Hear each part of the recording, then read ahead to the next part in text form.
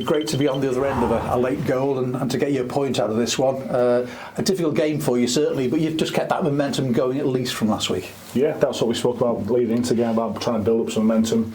Brilliant that we kept going right to the end. So proud of that performance. As disappointed as we were in the last home game, I was really proud of that, because you can see about the amount of players we haven't got available. It's difficult. There's always an excuse we can play, but we didn't. We kept going right to the end against a really, really good team who'll be right up there at the end of the season, who've got a lot of choices for each position. But yeah, incredibly proud that we went right to the end of the game and we got something out of it, which we deserved. And after going behind, so early on, you've got a bright start, and then it's unfortunate, good ball into the box, and these things happen, don't they?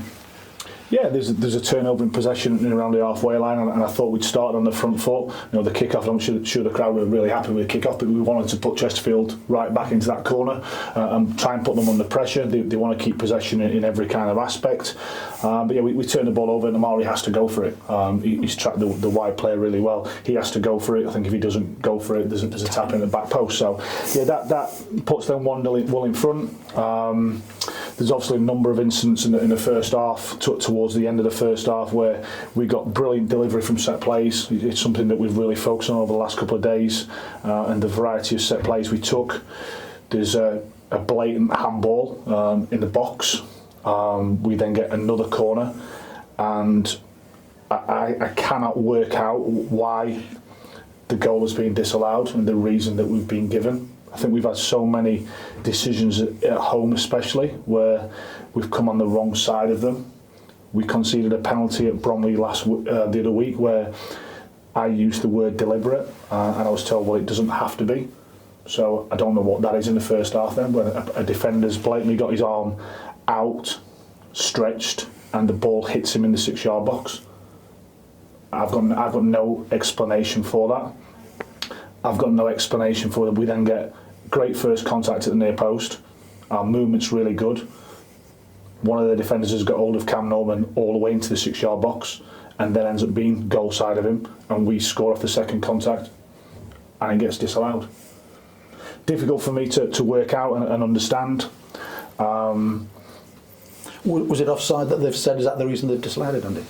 I think you should ask them, Dave. I've got to be honest, because we get told a number of things, a number of reasons why these things happen, but we seem to be coming down on the wrong side of them so many times, especially here, for a number of penalty awards and goals disallowed and things which have not crossed the line. It's really frustrating. It's disappointing, but I don't want that to gloss over how proud I am of that performance. So we can't fill the bench. We've got 8 players out injured, but we keep going. We've kept going at home, and it's important that goal can be much more than 1 point. So it carries on the momentum of last week. And now we're prepared to go to Accrington on Tuesday night and prepared for that type of game, what type of the game that will be. So we'll come in tomorrow and we'll recover well. I said then we'll look forward to that, but just immensely proud that we kept going right to the end, and we got our rewards with Geno's really good finish. 1-0, you're always in the game, but obviously, Joe made a couple of decent saves, and Aaron made a tremendous block, didn't he, in that second half as well, to make sure you kept it at that.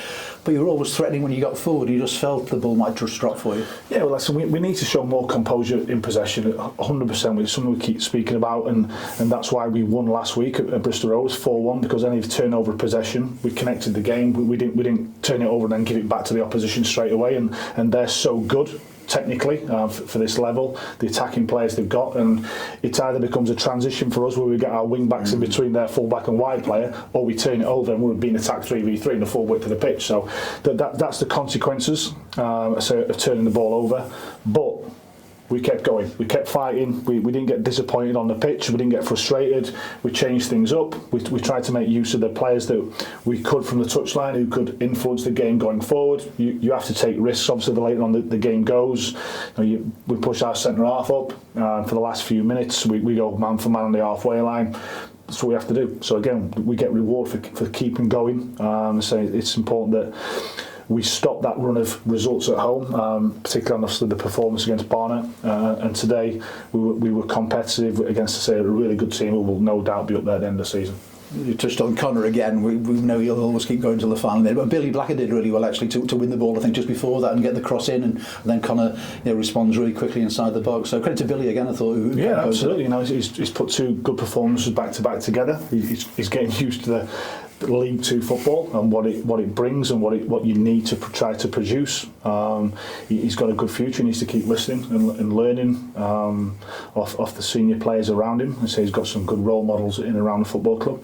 But then he has to go out and produce. But again, that stage of the game, 93rd minute, whatever it was, it's easy then, I suppose, having never been a centre forward, to snatch at that and balloon it over the bar. And Geno didn't, and he epitomises all the qualities which this football club stands for, and we have to build them. He had a chances before that actually. A couple of the subs combined. Taylor and Harris did well, didn't he? Got behind, and then Sol had a chance and straight to the goalkeeper. Didn't quite work out at the end.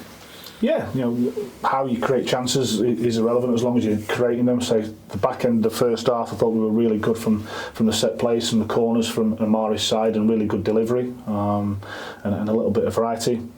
We should have got rewarded for it. We didn't, but just proud that we went all the way to the end of the game. We always end up talking a little about injuries. Let's talk about let's talk about the positives first. I mean, Leo Connor on the bench, and I saw Jason Lowe doing some sprints and runs before the game as well. So 2 positives. Absolutely. Anything's a positive when we've got 8 players injured. So Leo Connor rejoined full training on Thursday. It would have had to have been an emergency to use him a last 10 minutes thing, because obviously we can't put him at risk. I can't put him at risk in terms of any longer than that, because you then run the risk of re-injury. Lowe's getting closer. Christian's getting closer. Sam just missed out today with a quad injury he picked up at Bristol Rovers last week. He finished the game. We've tried to... His return to training in terms of his training load and then match minutes has been managed. Unfortunately, he missed the Barrow game with illness, but then he played 45 minutes against Barnet, 65, 68 against Bristol Rovers, and finished the game and was fine, but then felt something 24 hours later. So that ruled him out, and obviously Joe has been ruled out with the groin injury sustained in the build-up to the Bristol Rovers game. So we get one back. We lost 2, but I say it then makes that point even more important, that when your back's against the wall, you can drop your arms, you can stop fighting, or you can say no, go on, let's take this on, and that's what we have to do. With all the antics that happened at Accrington last year and the great point that you got in the end, but that's your game in hand now, isn't it? So Tuesday night you'll be ready to go, I'm sure, and as you say, pushing on with a little bit of a run now. We'll definitely be ready to go. Yeah. Appreciate your time, Andy. Thank you. Thanks very much. Thanks, guys.